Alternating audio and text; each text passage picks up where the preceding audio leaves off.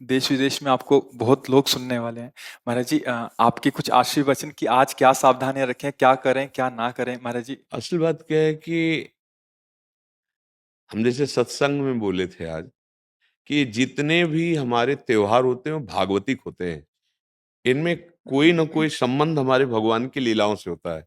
जैसे ये दीपावली है, तो अवध में भगवान श्री रामचंद्र जी, तो ये उत्सव मनाया गया। दीप, संपूर्ण अयोध्या दीप से प्रकाशित है। भगवान श्री राम 14 वर्ष वनवास के बाद अवध में जो है विराजमान हो रहे चक्रवर्ती सम्राट पद पे। तो ये अब इसे हम घर घर, हमें लगता है पूरे भारत में मनती होगी।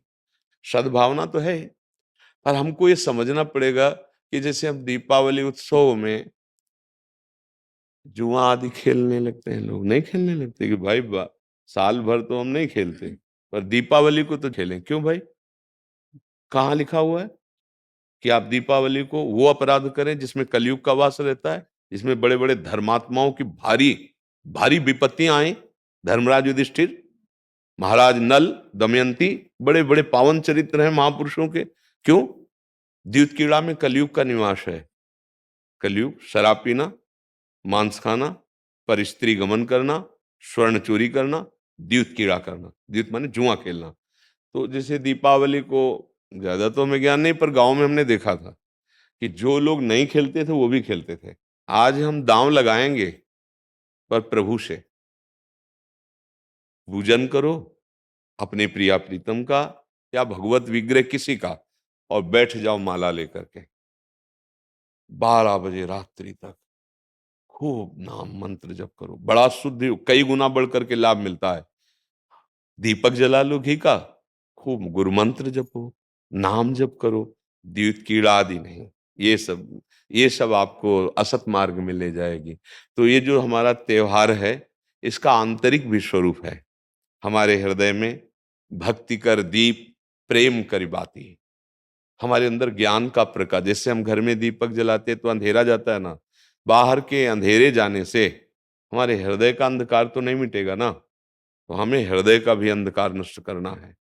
जब बाहर की दीपावली इतनी खुशी दे सकती है, तो अगर अंदर की दीपावली हो जाए तो कितना आनंद आ जाएगा। फिर तो हम आनंद सिंधु में डूब जाएंगे। कौन सा दीप अंदर जलाया जाता है? भक्ति का दीपक और प्रेम की बाती। अगर भक्ति का दीपक प्रेम की बाती हो जाए तो उस प्रकाश जो प्रकट होता है उसे ज्ञान कहते हैं। उस ज्ञान से ये जितनी भी चिंता, शोक, दुख, मृत्यु आदि का भय है, ये सब नष्ट हो जाएगा। आप शरीर नहीं हैं, आपका स्वरूप सच्चिदानंद है। किसी भी शस्त्र अस्त्र की ताकत नहीं कि आपको मार सके। और ये शरीर बच नहीं सकता, क्योंकि ये प्रकृति का है और ये मरेगा। जैसे ये बच्चा से कब जवान हुआ, कब बूढ़ा हुआ, आपको पता नहीं चला, ऐसे ही कब मृत्यु आ जाएगी आपको पता नहीं चलेगा, और शरीर छिन जाएगा। ये प्रकाश होता है अंदर। और जब ये बात पता चल जाती कि मैं कौन हूं, तो नाच पड़ता है आत्मानंद। यज ज्ञात्वा स्तब्धो भवति, मत्तो भवति, आत्मा रामो भवति। जिसको जान लेने पर वो शांत हो जाता है, वो मस्त हो जाता है, वो आत्मा राम हो जाता है। ये आई दिवाली अंदर की। तो ये भक्ति कर दीप और प्रेम कर बाती किसी बाजार में नहीं मिलती है। ये बाहरी दीपक और बाती तो बाजार में मिल जाती है, लेकिन ये भक्ति कर दीप प्रेम कर बाती कहाँ मिलेगी? बोले साधु संगति करी अनुदिन राती। यदि भगवत प्रेमी महात्माओं का संग हो जाए तो दीपक भी मिल जाएगा, बाती भी मिल जाएगी, और प्रकाश भी हो जाएगा, और अज्ञान अंधकार नष्ट हो जाएगा। हमें लगता है खूब बढ़िया दीपक जलाए और मंजीरा उठावे, भगवान नाम कीर्तन करे 10 20 50 लोग मिलके, फिर एकांत में नाम जप करे, ठाकुर जी को भोग लगाए, आरती करे। तो ये सात्विक, भगवान आए तो सब उत्सव मनाए, आनंद मनाए, आसुरी प्रवृत्ति वाला कोई भी कार्य ना हो। और अंदर भी जब हम नाम जप करेंगे, भक्ति करेंगे, तो अंदर प्रकाश बहुत जरूरी है। आज हमारे बाहर तो प्रकाश की बहुत बढ़िया व्यवस्थाएं हैं, हाइलोजन बिजली सब चल रही। जब बिजली नहीं तो जनरेटर से चल जाएगा। अंदर अंधकार छाया हुआ है, नहीं छाया हुआ? इस अंधकार में जब तक दीपावली नहीं होगी, तब तक वास्तविक आनंद का अनुभव नहीं होगा। और यहाँ आनंद, जैसे हम देखो अंधकार में क्या, रस्सी को सांप समझ रहे हैं, भयभीत हो रहे हैं। शरीर में इतनी आसक्ति, मैंने मान लिया मैं स्त्री हूं, मैं मान लिया मैंने पुरुष, वो नहीं है तू, ये तेरी पोशाक है। और जितने भी दुख हैं सब इसी में आते हैं। तू काहे को इसको पकड़े हुए है? तू अपने स्वरूप को देख, तू अलग है। अब ये बात समझने के लिए साधन चाहिए। अब तुम गंदे आचरण करते हो, गंदा चिंतन करते हो, कैसे तुम अपने स्वरूप को जानोगे? तो यही ज्ञान प्रकाश, यही ज्ञान हो जाए कि मैं भगवान का अंश हूं, जैसे भगवान कहते हैं ममैवांशो, और भगवत प्राप्ति करना मेरा परम धर्म है। अब आनंदमय जी गृहस्थी में महात्मा हो जाओगे। इतना आनंद रहता है उसको जो भगवत प्राप्त है, जो भगवान के चिंतन में। भारी से भारी दुख उसे कहीं भी विचलित नहीं कर सकता। आएगा दुख, बचो। दुख आने के पहले जहां दुख का प्रहार होना है, उससे अलग हो जाओ। बिल्कुल आप अलग हैं। जैसे मेरी टेबल, मेरा हाथ, तो मैं हाथ तो नहीं हूं ना। ऊपर पूरे मेरा शरीर, खुद आप बोल रहे हैं मैं शरीर, ऐसा तो नहीं कोई कहता। मेरा शरीर मतलब ये मैं नहीं हूं। ठीक, अंदर चलते हैं। मेरा मन, मेरी बुद्धि, मैं तो नहीं बोला। फिर और अंदर चलते हैं, कारण शरीर, वो स्वभाव का आ जाता है। बोले मेरा स्वभाव ऐसा नहीं है। आप इस अलग को अपने में धर लिए, अब दुर्गति हो रही। मैं धनी, मैं निर्धन, ये प्रपंच छा गया। बस इसी दीपावली में ये देख लो प्रकाश में कि तुम ये नहीं हो जो तुम दुख पा रहे हो। तुम दुख, कोई भी दुख तुम्हें छू नहीं सकता।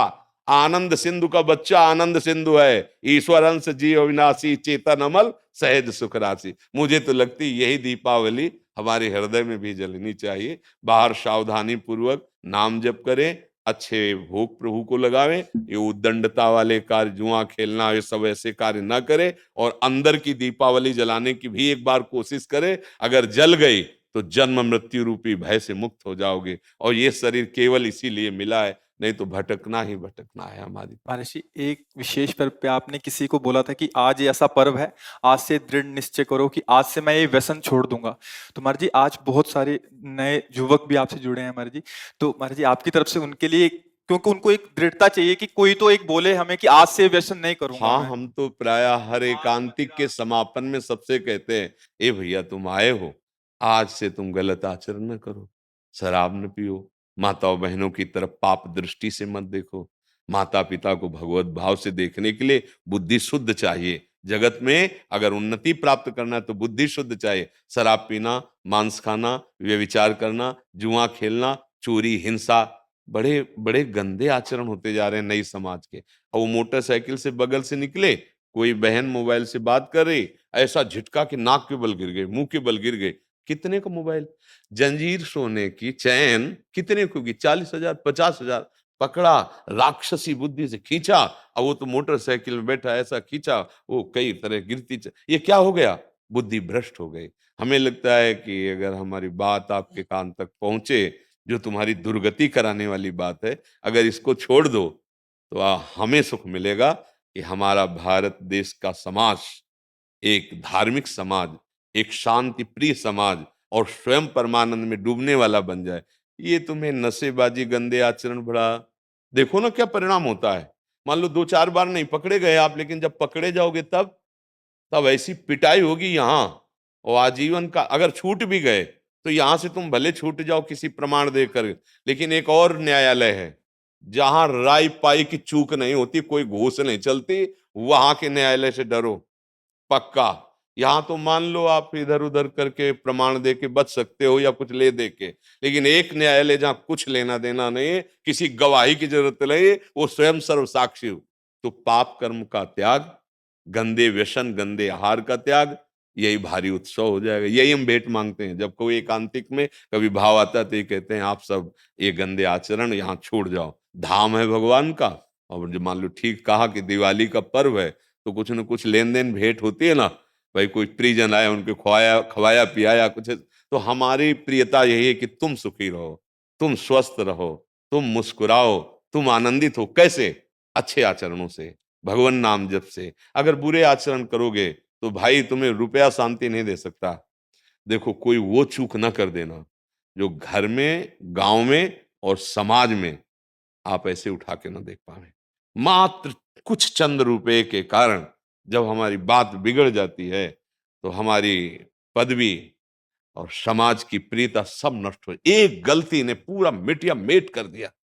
कोई अधिकारी जी थे तो उन्होंने मात्र 10,000 रुपए की वो प्रियता में, और उनको उन्हीं के अधिकारी जन जो क्राइम विभाग कहते हैं, वो उनको ऐसे बुरी तरह पकड़ के ले जा रहे थे। तब मुझे किसी के दबाव और प्रलोभन में आकर कभी वो मत करना कि एक न्याय और विभाग है, वहां तुम्हें कटघरे में खड़ा किया जाए, क्योंकि सबका न्यायाधीश श्री कृष्ण है। वो जब न्याय करता है तो वहां किसी गवाही की जरूरत नहीं रहती। आपका पद, आपकी जो योग्यता, वो हमारे समाज के मंगल के लिए, आप नमक रोटी खाओ, भले आप कष्ट से जियो, लेकिन आप आंख झुकाने वाले नहीं बनो। आंख में आंख डाल के बात करने की क्षमता रहे, और अपने पद के द्वारा अधर्म को दंड देने की क्षमता रहे। अगर आप गलती कर दिए तो पढ़ाई लिखाई, माता पिता, समाज, इससे आप आंख नहीं मिला पाएंगे, सब व्यर्थ हो जाएगा। ये क्यों व्यर्थ हो जाता है? जब हमें ये बात समझ में आती कि धन में सुख है, बुद्धि भ्रष्ट हो गई, पतित हो गई बुद्धि। नहीं, धन में सुख नहीं, धर्म में सुख है। आप देखो ना, बहुत आप अधर्म पूर्वक धन लो तो आप देखो आपका परिवार बिखर जाएगा, अशांति पैदा हो जाएगी। ऐसी संतानें पैदा होंगी जो आपको हर समय देखकर जलाती रहेंगी। पक्का विश्वास मानना, अधर्म के धन से कभी सुख शांति नहीं मिलती। और ये अधर्म तभी होता है जब हमारी बुद्धि खराब हो, और बुद्धि खराब तभी होती है जब ये 6 बातें होती हैं। पक्का समझ लेना, शराब पीना, मांस खाना, परिस्त्री से या परपुरुष से व्यभिचार करना, और हिंसा करना, और चोरी करना, द्युत कीड़ा आदि चोरी करना, जैसे ये चोरी ही मानी जाती है। अधिकार के विपरीत आचरण करना चोरी ही मानी जाती है। ये जब होगा तो कलयुग बैठ जाएगा, कलयुग को ये स्थान दिए, और कलयुग जब बैठ जाएगा तब दुर्दशा करा देगा। एक बड़े धर्मात्मा महापुरुष की बुद्धि में बैठ गया कलयुग। वो मुकुट लगाने के कारण जरासंध का, तो एक ऋषि के गले में मरा हुआ सर्प डाल दिया, और कारण बन गया मृत्यु का। 7 दिन में तक्षक काटेगा, ऐसा संगी ऋषि ने शाप दे दिया। इसलिए बहुत सावधान। हाँ, हमारे पास भगवान की कृपा से जो आपका आना हुआ है, आप नशा रहित, आप गंदे आचरण रहित एक अच्छे मानव बने, तब आप में देवता बनने की सामर्थ्य आवे, दैवी संपदा आवे। फिर आप चाहो तो नारायण बन सकते हो। जब नारायण नर बन सकता है तो सीढ़ी हुई ना, तो आप इसी से चढ़ सकते हो। नर नारायण बन सकता है क्योंकि हम उसी के अंश हैं। तो इसलिए सत्संग का लाभ लें और व्यसनों को त्याग दें। वृंदावन में बैठे हो, अगर नियम ले लो तो बहुत बड़ा सहयोग मिल जाएगा। कि भाई, कोई कसम खवाई जाती है तो मंदिर में नहीं चखा जाता, चलो मंदिर में। तो एक मंदिर क्या, यहाँ तो धाम है 84 कोस ब्रज, यहाँ नियम ले लो, शराब नहीं पिएंगे, मांस नहीं खाएंगे, पराई माता बहन को गंदी दृष्टि से नहीं देखेंगे, चोरी नहीं करेंगे, जुआ नहीं खेलेंगे, हिंसा नहीं करेंगे। ले लो अंदर से। जो नहीं करते हो तो धन्यवाद के पात्र, जो करते हो तो बताने की जरूरत नहीं। नियम ले लो, मंगल हो और जाएगा। जो यूट्यूब से सुन रहे हैं, सोशल मीडिया से सुन रहे हैं, वो कैसे लें? हाँ, जब हम बोल रहे हैं तो वचन कान में गया और वो साक्षी मान ले, वो हमारे वचन को साक्षी मान ले, संत वेश को साक्षी मान ले, और उनको पावर न मिले तो बताना।